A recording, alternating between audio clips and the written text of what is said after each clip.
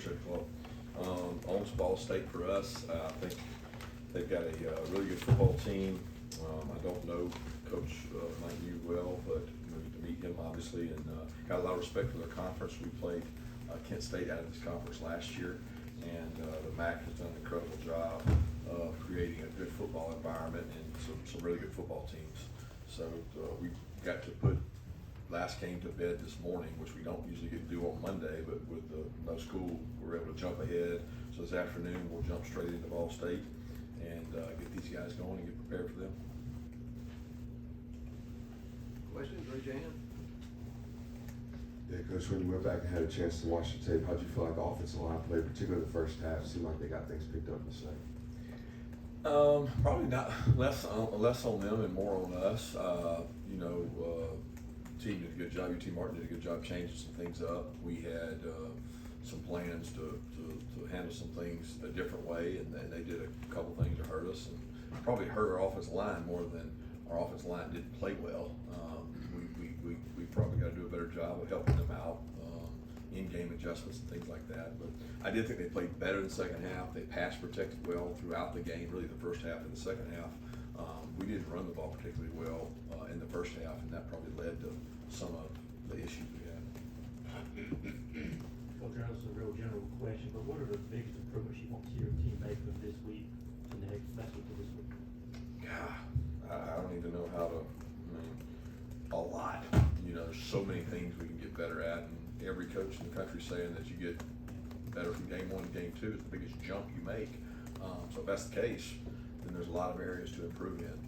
Certainly, turnovers on defense, pursuit angles, we got cut back on several times. Offensively, ability to be explosive in the run game, convert on third downs. There's a lot of things. Special teams, I didn't think we didn't dominate the game in any way on special teams like we're capable of. So I can't pinpoint one area. Kirby, you guys faced Ball State running back last year when he was at Kent State, Marquez Cooper. Just what do you remember about how he played in that game and his skill set?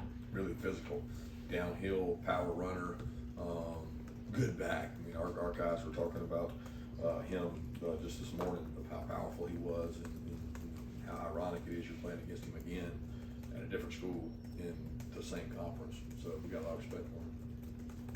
Everybody talks about offense finding a rhythm. What about defense? How does a defense find rhythm? What does that mean in terms of you if they're not, I guess, where they want to be or where you want to be from the jump?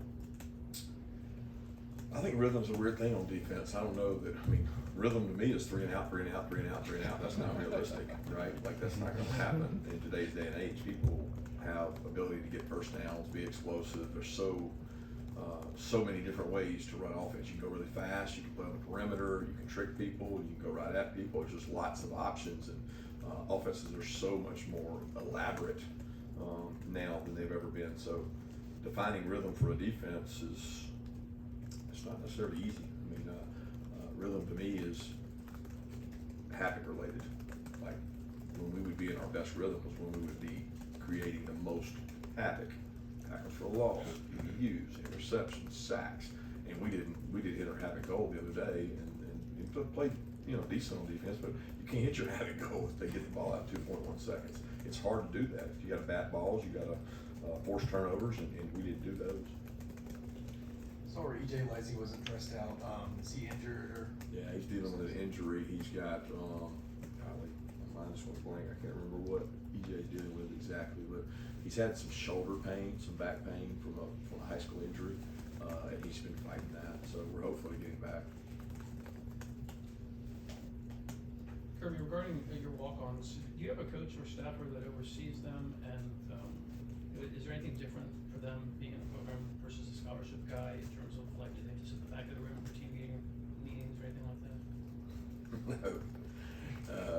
I hold walk-ons in the highest regard, and as we recruit them, we explain to them that they will not be treated any differently, and they'll be treated just the same and afforded the same opportunities. I think if you asked the walk-ons that question, and we had a kid stand up in one of our connection meetings, I probably did a tremendous job. I said, explain to everybody what it's like being a walk-on, and he might tell you that's different. He might say, well, you don't get the first shot. You have to really earn it. You have to truly earn it. You have to go out there and work. You have to be part of the scout team and just outwork people. And we've had some guys do that. We show Prather Hudson examples all the time. That first year I was here, he was busting long runs repeatedly on our defense, and he earned his way to a scholarship and a really good player. And we have a lot of opportunities for that. So when it comes to team meeting, you sit by your class, not by your hierarchy in the locker room. It's not like there's a room over here for, I mean, I hold walk-ons in high regard.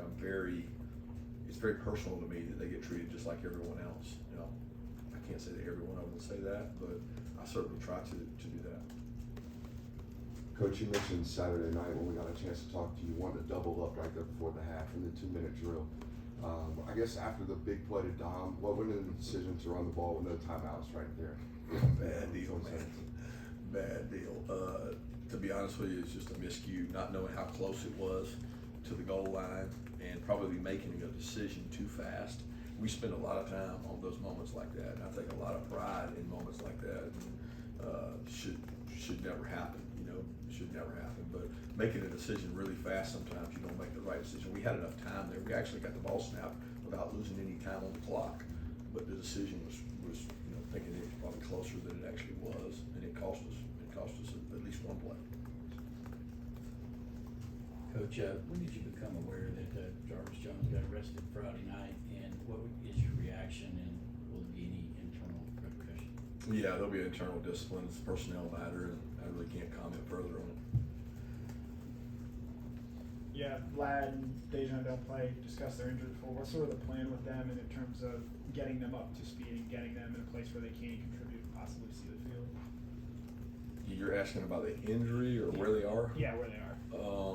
Dejan, we feel like could have played. I think I said that the other night. We think Dejan could have played in that game. He practiced, he warmed up, he did everything leading up to the game. He's actually had this injury before. I can't remember if it was Vanderbilt or maybe Florida during the off week last year. Very similar injury.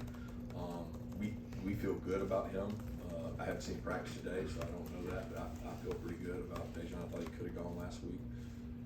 And then Ladd, he's day to day. I mean, we thought he might be able to go last week, and he wasn't. He was really a game time decision. Didn't feel good on Friday, so we held him on Saturday, and he's running today, but he's dealing with some back pain. It's been lingering for him. Let me ask you a little more about Carson. Then after going back and looking at the tape, was nerves a problem maybe right for his first career start and all that? Just overall, how do you think he played? I don't understand. I mean, I don't understand you guys sometimes. I really don't. I thought Carson played. I thought just like I did when I looked at it. I came in there and talked to y'all Saturday night. I thought Carson played really well. He played composed.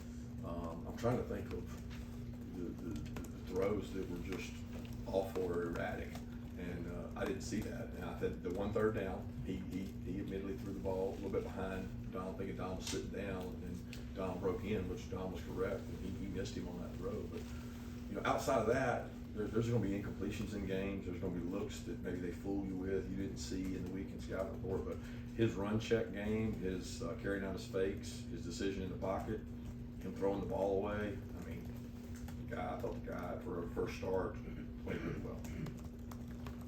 Kirby, 2 questions. One about what did you see in Mekhi Muse made you go after him, and is he or Dan Jackson, or have you awarded any of the walk-on scholarships recently? Do you have room for that?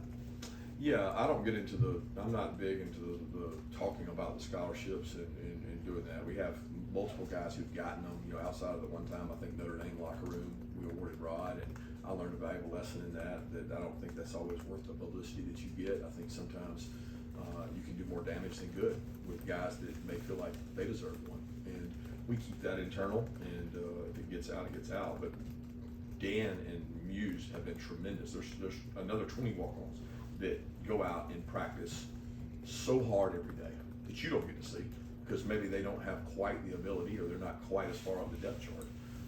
So I really respect all those guys, and it's a credit to Muse, who came in here and wanted an opportunity to compete, earned it. We saw him in high school, and he was high on our preferred walk-on list, and he earned it. He came out and really competed and did a great job, and I think everybody on the team will tell you he's earned what he's gotten with the way he practiced. Kirby touched on Carson's run checks. I'm curious, kind of layman, like, how much freedom does a quarterback have? How is Carson, when you're at the line and maybe see 8 in the box, you know, and but you've got a run play called, how much freedom does a quarterback have right then to change the play or change the direction of their play? Yeah, there's parameters you give them. There's runs that have checks. They have runs that have checks from run to run.